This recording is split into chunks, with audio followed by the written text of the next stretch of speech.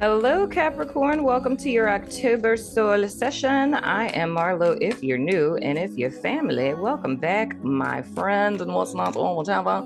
So, the first card that we have out, Capricorn, we have the Wheel of Fortuna. And of course, I always associate that with the four fixed signs, that of which are Taurus and Scorpio and Leo, as well as Aquarius. You know what I'm saying? So, whatever the case, it's looking like you guys are at the top of the wheel. So, it's a major shift.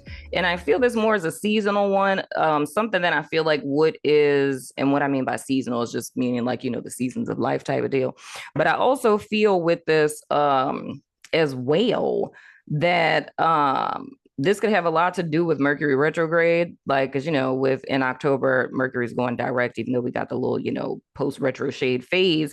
But I feel anything for you guys in the month of September that may have been kind of held up or not necessarily working in your favor. It's had more to do with timing, like universal flow type of timing, than it did about, any time, energy, or effort. But I have been seeing with all of the signs thus far that it's more or less a lesson in relation to during this pause time. It was a time to really reflect on what areas of your life are imbalanced or aren't, feeding into each other. They're not reciprocal.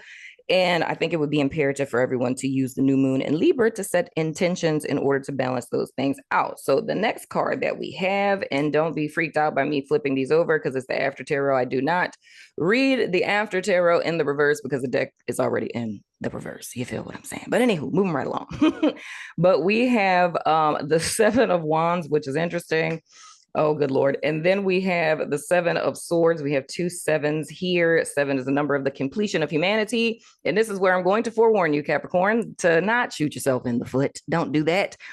It's giving me Libra vibes of what it is I was seeing for Libra. It's kind of misunderstanding the cycle that you were in. You feel what I'm saying? It's not that things weren't working out, because I feel like even with the Seven of Wands, if we were to, kind of go past tense a little bit, you guys were in a position of power, right? Like you had the vantage point. But I think when things started to kind of slow down or not move forward, you kind of got freaked out and you started thinking kind of what I was seeing for Taurus.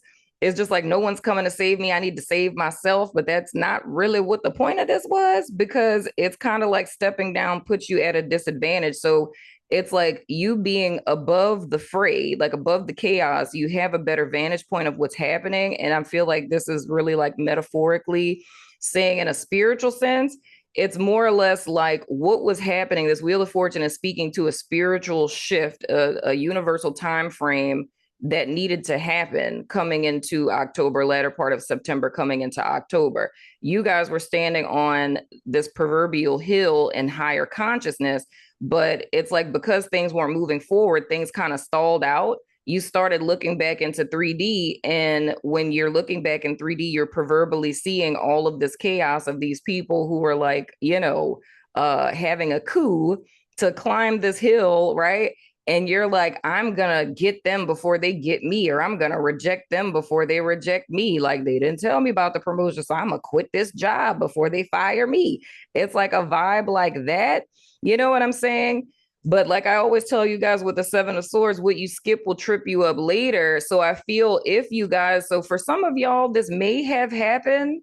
I really feel this more or less is like a forewarning, like me trying to give y'all a heads up, child. Like the reason why things been paused is just because it's, like a divine timing type of thing. What you don't want to do, which would be like the polar opposite of what I was saying for Taurus, because I'm like, Taurus, you need to save yourself.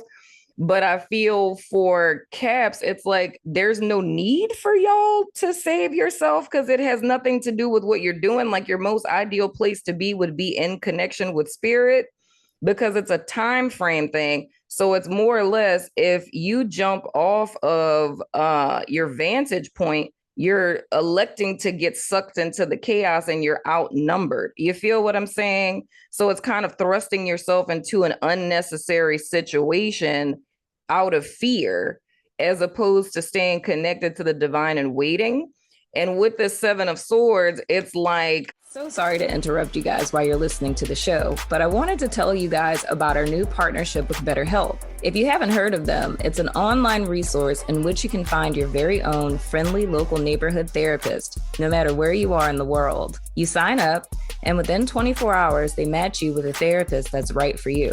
And you can talk to your counselor every week via phone or video chat. You can also text them between sessions. If you or someone you know has been considering therapy, get started today with BetterHelp. Now let's get back to the show. Pretty much forewarning you, damn, this keeps coming out for everybody.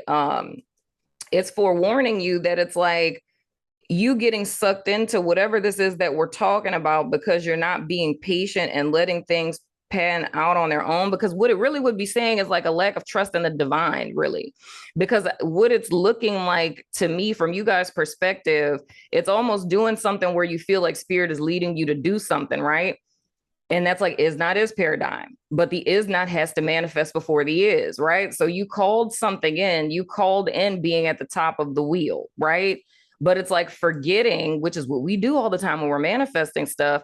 It's like, we're like, oh, I want this new job. And the is not ends up being you get fired, right?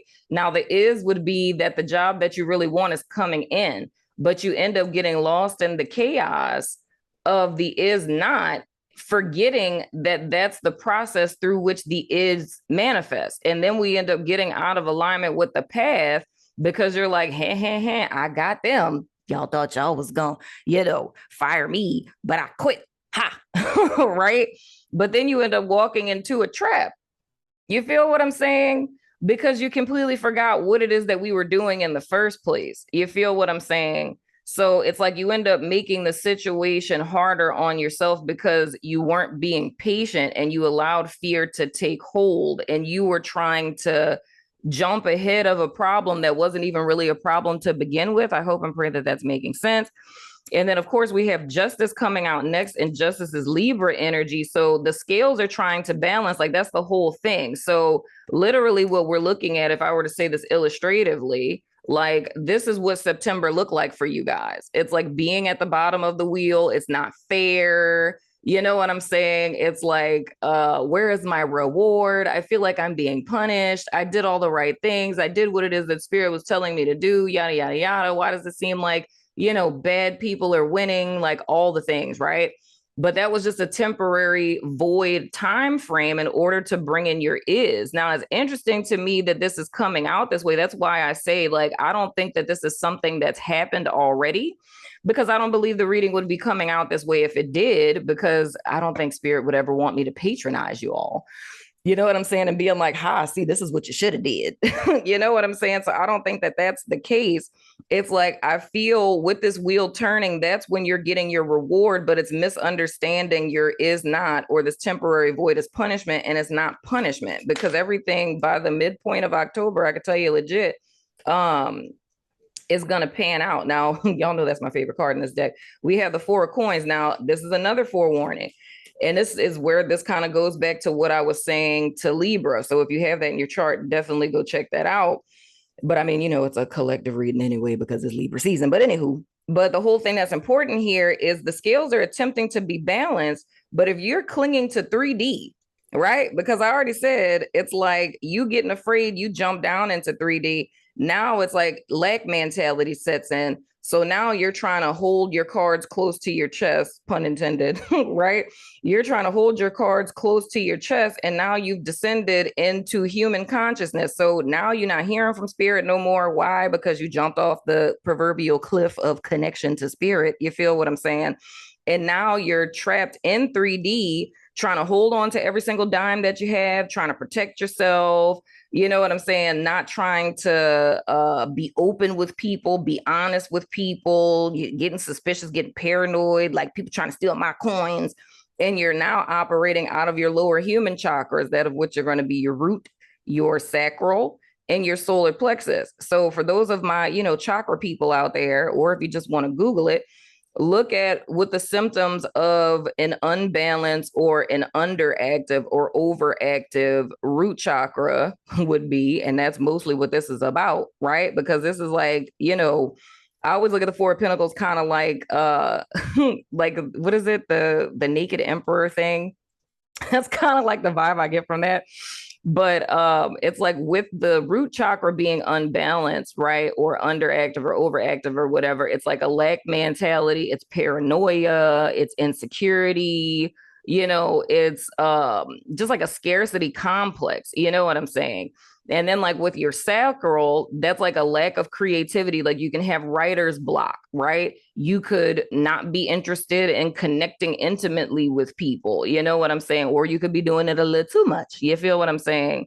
And then with your solar plexus, with that being underactive, because it doesn't feel so much overactive to me. It feels more or less that they're underactive and not blocked, because chakras are never really blocked. They're just over underactive, but that's neither here nor there. My Reiki master came out for a second. But anyway, moving right along. But with your solar plexus being underactive, it's like feeling at the will of life, like you're out of control of everything that's happening around you, right? And that's where that paranoia comes in, where you're clinging to everything because you're terrified of like, oh my God, this is all I have. And now they're going to try to take that from me too.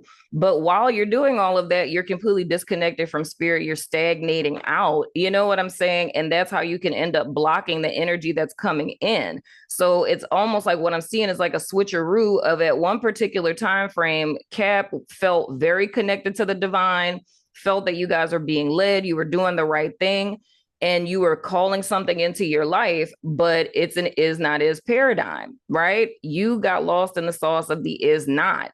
And all of this is forewarning you to like remember what the heck you were doing and step out of agreement with the is not and just let it pass so that your is can come in. Because justice, of course, we're talking about reward and punishment. You've been thinking you've been being punished, but it was never really about you being punished. You know what I'm saying? It was just energy that was shifting out. Thank you. And then we have the Two of Cups. Perfect. You know what I'm saying? I don't necessarily feel this is like a romantical type of thing. This is like your inner husband and wife getting back together. You feel what I'm saying? Because you left the damn wife up there on the cliff. Okay. The wife is scared and terrified. Okay. You understand what I'm saying? So it's more or less like a reunification with yourself, because your divine feminine, of course, is your connection with spirit. These two cards are telling me what happened. You've come out of alignment with your connection with the divine, and that's why you're sitting in this energy. So, well, I'm not saying that you are, but that you could potentially be. So I legit feel in this first part, the 1st through the 15th of October at least, this is pretty much like a forewarning and a heads up to say, hey, Capricorn, you may not realize that this happened, but you got a lot of out of alignment. And you might want to go ahead on and go back to where you was so your blessing can go ahead and come in, because the way that it's looking is going to be delivered up there and you ain't going to be there. You feel what I'm saying? But anywho, that's been your soul session for the first half of October. You know what I'm saying? There's no extended to this.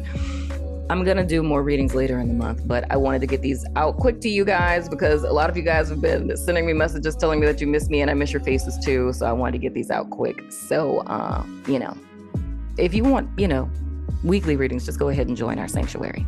The link is below. But anyway, I love your face. I'll see you guys sooner than later, my friends.